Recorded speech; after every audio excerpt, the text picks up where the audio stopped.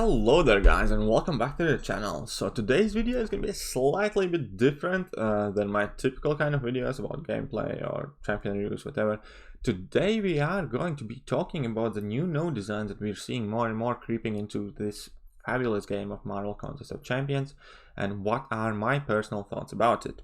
So first of all, we're going to talk about a few nodes specifically, and then we're going to talk about what is a good node design in my eyes, and what is a bad node design, and what things could be done better in order to improve them. So first of all, we're going to talk about the obvious elephant in the room: can't stop, won't stop. So this node states this defender takes X amount of less damage unless the attacker is unstoppable. For as long as the attacker is unstoppable, the defender gains fury, whatever, increasing their attack by whatever, through strike, whatever, and the passive power gain granting them X amount of power per second. So here, straight off the bat, we can see there are very important X's in here, two X's. What this didn't state us, well, the damage they take is 90% less damage, and that the power gain is absolutely huge. So they purposely left those bits blank in order to keep us guessing what's happening there. Anyways, so now we're gonna read the editor node below the node. This buff is about getting aggressive. Bullshit. There are plenty of champions who can become unstoppable. Bullshit. You'll just need to be aggressive as possible to get your damage in while they're in that state. Another load of rubbish. So let's just break those three sentences down there, right? Or two or whatever. So this buff is about being aggressive. Lies. This buff is about anything than being aggressive. This buff is about being extremely passive, being extremely patient, dodging around, dancing about, and then shooting your special attack or dealing maximum amount of damage while you go unstoppable. However, there are not plenty of champions that can go unstoppable, despite what this node says us. There is very limited amount of champions who can go unstoppable. There are even less amount of champions who can go unstoppable on your demand. There are many more champions that can go unstoppable like once a fight, perhaps, and there are more champions who go unstoppable when they get hit in the face. However, let's go. Let's find what is plenty in terms of Kabam champions that go unstoppable by themselves. First of all, let's add. So we have Juggernaut, we have Unstoppable Colossus, right? Those go unstoppable on demand on special attacks. We can shoot special attacks, they go unstoppable, everything's happy, right? Except they suck. Like, they are really, really bad. However, going unstoppable, you can't be aggressive because opponent gains X bar of power a second, right? They gain huge amount of power a second. So as soon as you're unstoppable, opponent's power meter shoots straight up, and you either need to eat the special attack or bait out the special attack or whatever. So you can't be aggressive there by default. So in here, because this node also includes power gain, you would need a champion that has power control and goes unstoppable. And guess what? There's like 0 champions like that in game. Like literally, there is no champion that has good power control and can go unstoppable. Check it, find one, prove me wrong, I'll be happy. I can't think of any from top of my head. However, so this need to be aggressive as possible. Yeah, so we already covered that. So first of all, this editor node already proves that they have absolutely no clue what they're talking about when it comes to this node. Second of all, we're going to talk about the numbers specifically, and that would be the 90% attack reduction. 90% attack reduction means that you basically deal no damage whatsoever, especially when you compare it to stacked opponents you need to take down in map 7. Then you put something like a champion on it that goes unstoppable himself, and you have very limited amount of time you can damage in the first place. You're welcome to 5 timeout zone, whatever. So yesterday I did post a video of the best solutions that we could find for this node, and like, without kind of trying to toot my own horn, I am playing for one of the better alliances in the game, and like even we can't get through that node without spending items, revives and potions. Okay, there are like Captain Marvel where you can kind of cheese through it and wait for the second wave of unstoppable and then finish it off, but still you're gonna end up potioning up like crazy there, if not reviving altogether and spending like an hour of your day just trying to clear that. That's another thing. The time consumption that this node has brought is absolutely immense. But yeah, so this would pretty much be a definition of horrible node, and we have seen more of these like that lately. So we have Caustic Temper, which is another example of a horrible node. Why is it horrible? Well, it's simply because that node basically states, again, you deal 90% less damage unless you are number 1 under Fury effect, and it also states that number 2, you gain poison debuffs 50% to gain poison as you're striking opponent. So that node basically demands you to be poison immune and have Fury. So how many champions are like that? There's Hyperion, there's Medusa, there's Hulk, there's Abomination, which is hardly available. And then there's like Labyrinth Ultron and new Captain Marvel movie, I guess. So there are like 5 champions, 6 champions. You can possibly get that number up to 10. Still have less than 10% of the champions in the entire contest. I can possibly attempt to get that node down. Like Ghost can do it too, and some others maybe.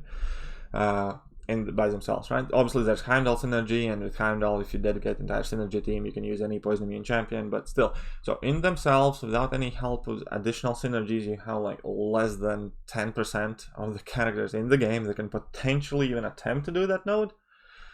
Just like, get out, come on. Like, honestly, that's stupid idea, it's stupid node, it's a bad node design, and take a note here, scrap that node. If you don't want to scrap that node, at least reduce here, Can't Stop, Won't Stop, Caustic Temper, and any other node that you possibly have in your future works. Damage reduction from 90% to 50%. And here is the explanation of 50%, right? 50% damage reduction is a big damage reduction. However, you are still able to push through it. That leaves you with a choice whether you want to play what Kabam is telling you to play, or you want to play whatever else you enjoy playing with and still kind of push through, even though you're gonna have a harder time. That is what nodes should be all about. These new nodes should be working just like the old ones did, that you get X amount of benefits if you comply with the requirements, or you do suffer X amount of consequences, but still are able to complete the content. So let's compare these new node designs to, let's say, old Tyranny and Villainy nodes, right? So unless we're using Villain, we get no attack boost, which is whatever, we deal our regular damage, and we gain no power. I can still take in a hero champion where it is clearly meant to be using a villain, just fight without special attacks. It is a huge penalty, it is huge inconvenience, but that's what it is. It is an inconvenience rather than a roadblock. You can still take a champion that deals decent amount of base damage, has utility outside of his special attacks, and clears the content. If I choose to comply with the thing Kabam is suggesting I should do, I can take a villain champion, and instead of receiving a penalty, I'm going to be receiving a bonus of extra damage from Villainy node or Tyranny or whichever one it was. Now, those are good node designs, because a villain or hero are extremely large groups of heroes that every single roster has plenty of villains, every single roster has plenty of heroes. Then, obviously, also the restriction isn't roadblock. It is inconvenience, it is not a roadblock. You're not basically told that you're not gonna pass this node unless you do what you're told. And that is a big problem Kabam is doing right about now. As far as I'm concerned, they are taking away all my creative options. Now, I don't want to toot my own horn, but I do know for a fact I'm not a horrible player. I also know for a fact I like to come up with different ideas, how to deal with different nodes, and I like that choice to be mine. I like to be creative, I like to find different solutions, what works best for me, and I like to overcome these nodes the best I possibly can, the way I want. And there is the problem. It doesn't matter what I want anymore. I have no choice. All of this has been basically ripped away from me, and I am getting told that you either do X and X or you will not clear this node. And that is the biggest problem, because whereas before these nodes were kind of like suggestive, they suggested what would be better, what you should do. You kind of knew when dealing with Spite you need power control champion, you knew that dealing with poison immune champions obviously, and stuff like that, and they were kind of like suggesting you what you need to take in, but they weren't forcing it to you 100% kind of like explicitly. Now these nodes, together with like buffed up and distract or whatever, when you need to have at least 3 debuffs an opponent and all that crap, they are roadblocks. They are flat out telling you this is what you must do, these are the champions you can use, and if you do not, you can't deal any damage. Like you have buffed up, if you don't have 3 buffs on you, you can't deal no damage. Now that is another bad node design. Even though there are plenty of champions who can get 3 buffs on them, it shouldn't be no damage. It should be 50% damage, or you can deal 30% less damage, something that's suggestive, that gives you a disadvantage if you do not comply with them. However, you're still able to complete it should your roster not have enough options how to deal with those nodes. And that is a huge kind of shift Kabam has been making in the node design within the last year or so, and it has been creeping in and creeping in. Now it's getting to the point where you are practically forced to have majority of the champions available in order to be able to compete at a high level. That means enforced spending, of course. And what's even worse, in Act 6 now, they're enforcing this, not only what champions you have to use, also that those have to be 5 and 6 star champions only, and also we can see in 6.2 there are going to be parts where you practically need only 6 star champions. So they're forcing us to use specific champions. And I'm not saying, and when I say now by forcing, and I do not mean suggesting, I do not mean that they're kind of like implying that those would be good champions to use. No, they are flat out saying that you will not clear this content unless you have this or that champion in required rarity, obviously as a 6 star. So that is a definition of short-sighted way of creating your game, and on top of that, pissing off majority of your player base. Now we can talk also about new nodes in Alliance War, which aren't much better in terms of Aegis heavy attack, Aegis intercept, and just in general the node combinations that we can see in the old map. Now that is again something that's completely overtuned, not tested, and you can clearly see that people making the game for us have no idea how to play the game. Just as I showed here in their editor notes about can't stop, won't stop, there are like small 2-line sentence, like paragraph, and not a single line of those two lines, sorry, not a single word of those 2 lines actually are correct. They're just no jack shit. Like, you don't play it aggressive, you play it passively up until such time as you can deal some damage.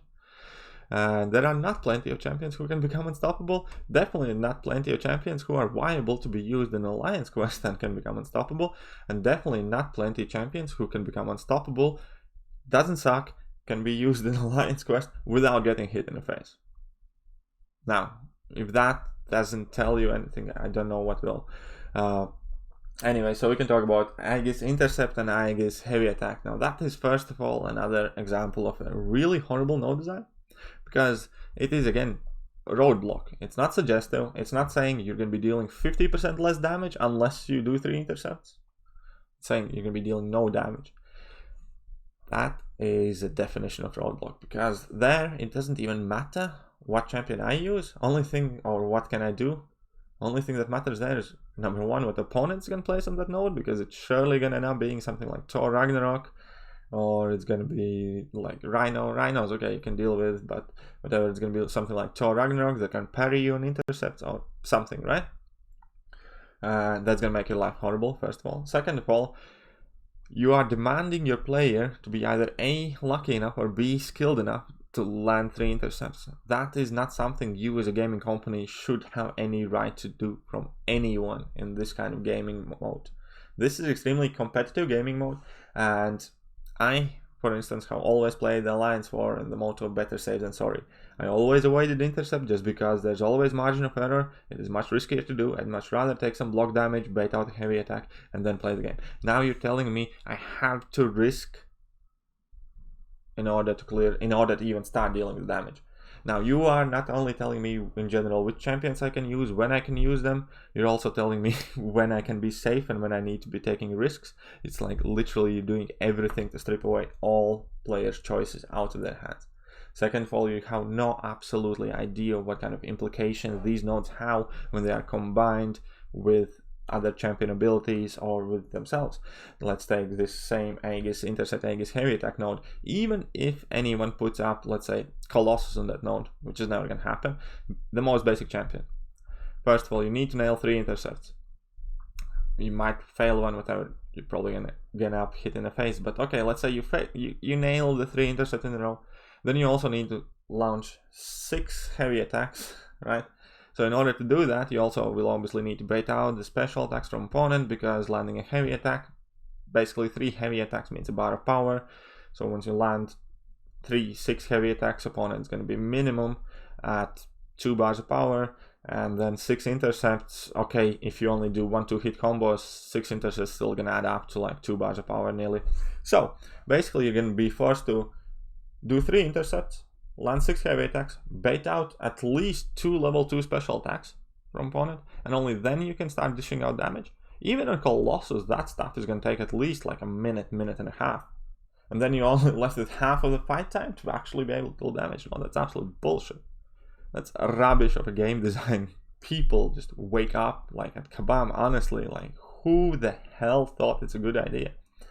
And that isn't even like the biggest problem. The biggest problem with that node is the simple fact that you do no damage up until all the conditions are met. And this time, it's not just the one condition, it's not have the right champion, it's nothing you can prepare in the fight.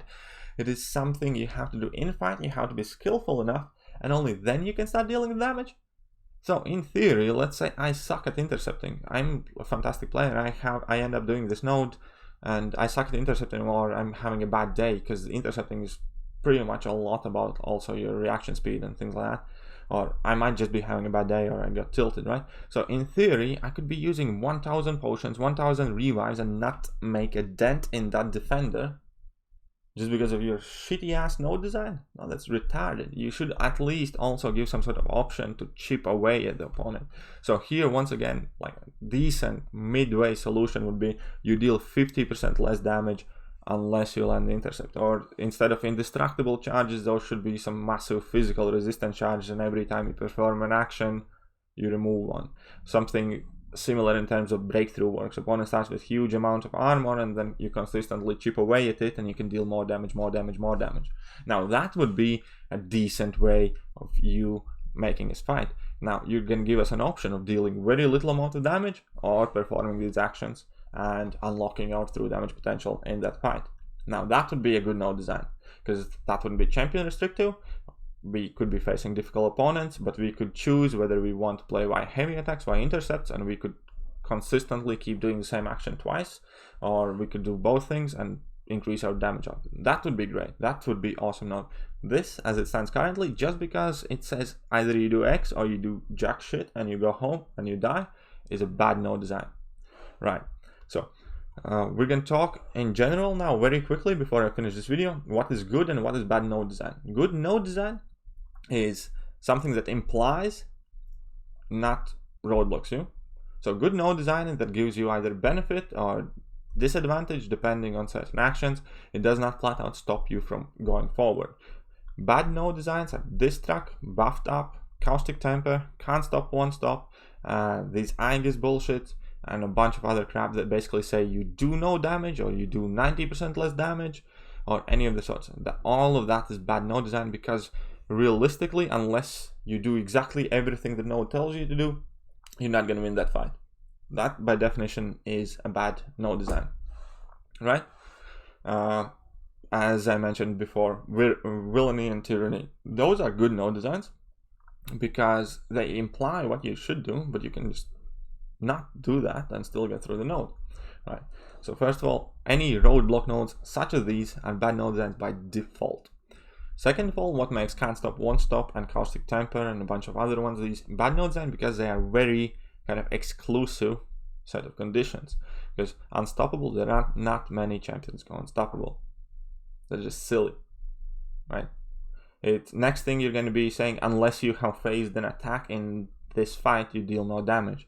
There are like 3, maybe 4 champions that can actually phase an attack.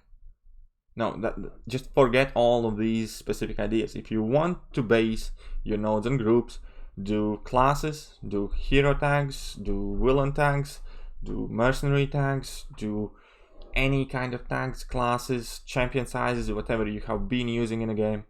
You can use fury buffs, plenty of people with fury, but do not automatically include poison in it and stuff like that. Those are good node designs because they refer to large groups of kind of champions. Let's say instead of Caustic Temper, where you deal 90% less damage unless you have fury effect, plus you have a chance to get poisoned every time you hit the opponent. If you want to make a good node out of it, like you deal 50% less damage unless you have fury buff active. Now that's a good node. You can combine it with another node, make the fight how you want it to, right? Because that is a lot more inclusive. and that's the end of it. Now we have these can't stop, won't stop, unstoppable, very kind of rare buff, right? Not many champions have that buff on them. What would be good node design? You deal 50% less damage unless you have an active armor up, or even that unstoppable for the matter, whatever, 50% you can deal with. But in general, it's still kind of shitty. Let's say armor up. Armor up, more widely available buff, more widely accessible buff, more easily triggerable typically, because normally it just involves kind of like taking a few hits in block or parrying a couple of times or whatever. Or some champions just have it by default, and there you go. So you can use champions, whoever has armor up buff, or you can use whatever champion you want to use and push through with half of your damage. Now, I really hope I haven't ranted too much and I haven't bored you guys to death. It's just I have been extremely worried about where the game is headed with the new node design in general, and these new alliance quests and new alliance wars. Even though I kind of like pushing myself, I also like to be creative, and I feel like all the creativity is being sucked away from this game, and it's much more about having the right champion, having the right counter, and having the potions to stick through it. So I am extremely worried. I'm not happy with the game at all. I was thinking of doing 6.2 Legends run. Now I do not feel nearly enthusiastic enough to attempt it because of the requirements, because of BS nodes, because of what Kabam has been doing recently in general. So anyways, that's gonna be it for me today. I hope you guys enjoyed me rambling. If you did, hit that like button, hit that subscribe button, and I'm gonna catch you guys soon.